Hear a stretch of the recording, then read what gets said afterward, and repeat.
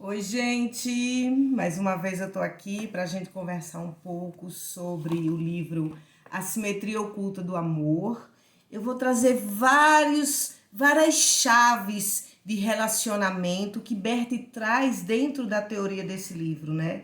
Então, aqui nesse livro, eu sempre digo para minhas alunas, para os meus alunos, que esse livro é a Bíblia da constelação familiar, né? Porque ele trata as três leis do amor, ele trata os sentimentos, ele vem trazendo as três consciências e tantas outras teorias que eu chamo de chaves, que quando a gente gira essas chaves através do conhecimento, a gente entende melhor como se relacionar com as outras pessoas ou que padrão de comportamento você está atuando e por isso tuas relações às vezes são truncadas, relacionamentos que não dão certo, inimizades e tantas coisas que pessoas vivem, né, que vai truncando. Então, para completar esse ciclo sobre essa troca total, essa consciência e esse equilíbrio da troca entre o dar e o receber,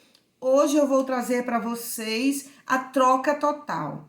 E Bert Helling diz assim que o terceiro e mais belo caminho dos relacionamentos é a troca total.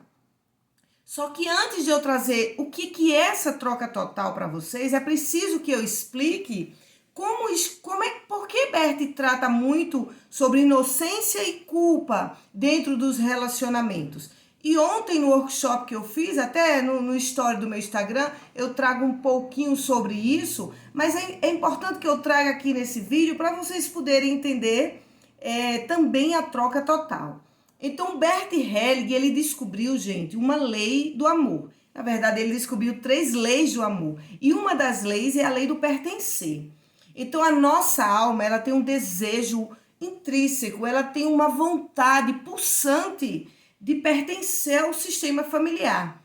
Quando a gente não se sente pertencente, quando a gente é excluído, a gente tende a emaranhar. A gente se emaranha. Por que eu digo tende? Depende da alma. Tem almas que mesmo que você diga assim, nossa, você não fica aqui, a pessoa tá bom, então eu vou procurar outro ambiente para mim, né? Então são as almas muito empoderadas, pessoas que têm uma mente que diz que foca que a vida é para si, né?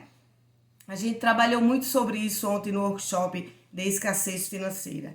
Então, quando a nossa alma tem esse desejo de pertencer, a gente vai olhar para o nosso sistema. Então, imagina que aqui é o sistema. Dentro do sistema tem o que Bert descobriu que é a consciência sistêmica familiar. Então, a consciência da família são as ideias, a cultura, o gosto pela música, o gosto de ler ou não ler, né? Então, tudo aquilo que as pessoas vão entender como se relacionar, tudo isso vai fomentar e vai construir a consciência sistêmica de cada família.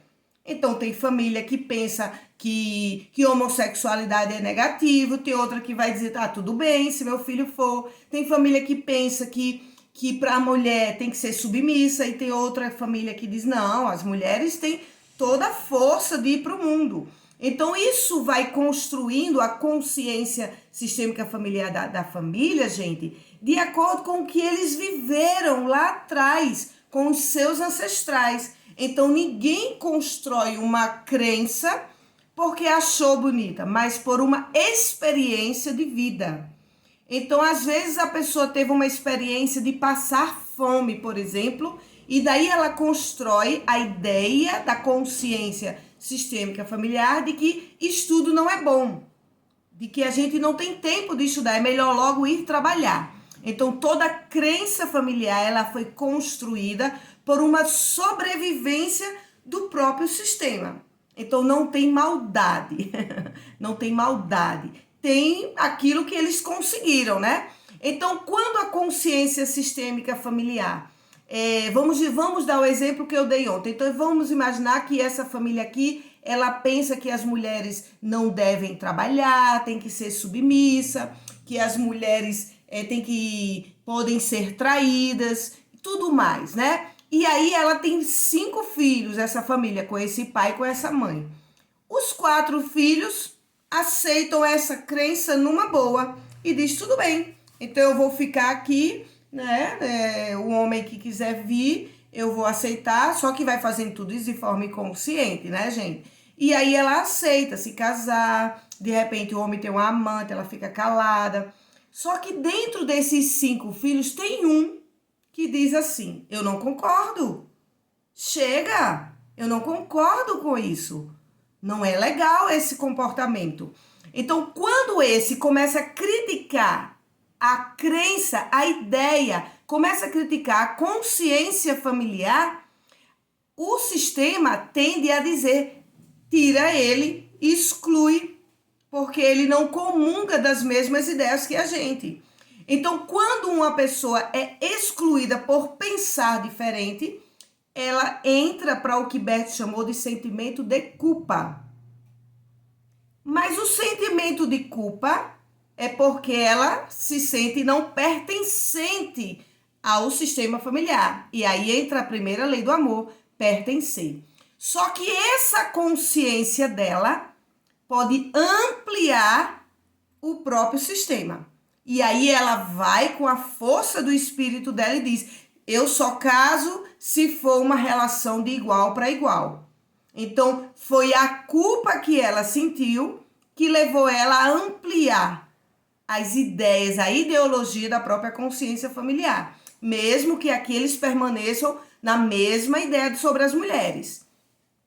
Então, quando Bert diz que quando a gente se torna inocente, é porque a gente tentou ir para a ideia que a gente acha, no caso desse exemplo, que as mulheres têm direito, e aí a gente não conseguiu sustentar sozinha, porque a gente se sentiu excluída, e aí a gente volta para o nosso sistema e diz, ah, tá bom, então eu vou aceitar que as mulheres, elas podem ser traídas. E aí o Bert diz que essa volta para o sistema, para concordar com a ideologia do sistema, a gente entra para o sentimento de inocência.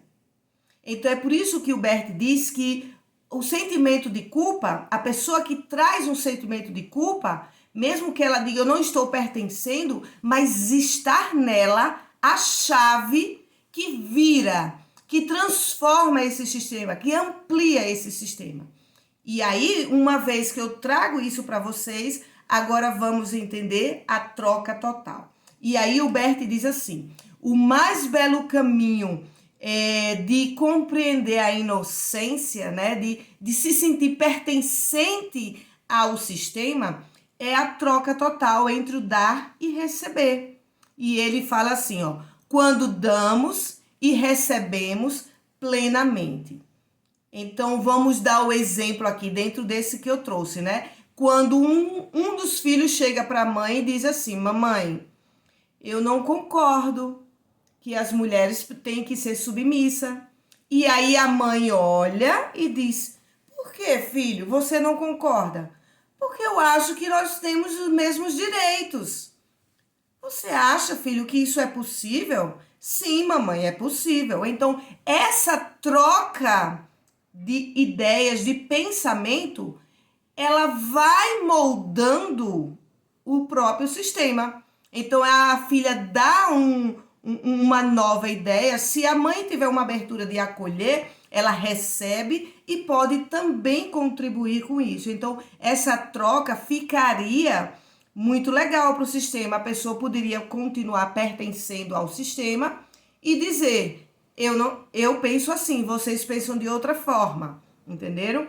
E nos relacionamentos, gente, essa troca total é quando eu ofereço algo e a pessoa recebe e assim ela também me retribui. Então, tanto eu tenho um coração aberto para receber, quanto para dar. E a outra pessoa também. Então, o dar e receber em larga escala traz consigo um sentimento de abundância e de felicidade. Então, quando eu dou, eu na gangorra, lembra dos outros vídeos? Na gangorra eu fico em cima, a pessoa que recebe embaixo. Aí a pessoa troca comigo, ela dá, ela fica em cima e eu fico embaixo. Então, o movimento da gangorra vai fazer a gente ter uma ideia de abundância e de felicidade. Porque eu abro o meu coração para dizer, o outro me preenche quando ele me dá. E quando o outro me dá, eu dou a ele também o próprio valor dele. Eu reconheço o valor dele. Quando eu recebo, eu estou na humildade. Então, quando eu vou trocar esses valores, quando eu vou dar algo, quem recebe valor sou eu e ele reconhece o meu valor. E aí eu poderia trazer um exemplo simples para vocês, né? Então, vamos imaginar um casal que a mulher diz assim, amor, hoje eu vou preparar um jantar para você. E daí ela prepara esse jantar pro maridão, tal, e ele diz, tá bom.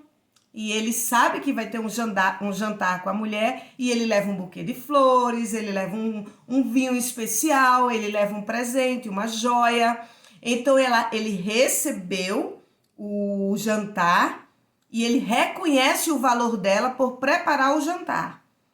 E aí, quando ela recebe a joia, ela entra para o estágio, né? Receber de humildade e também reconhece o valor dele por ter pensado nela. Então, assim fica uma convivência de reconhecimentos e de valores.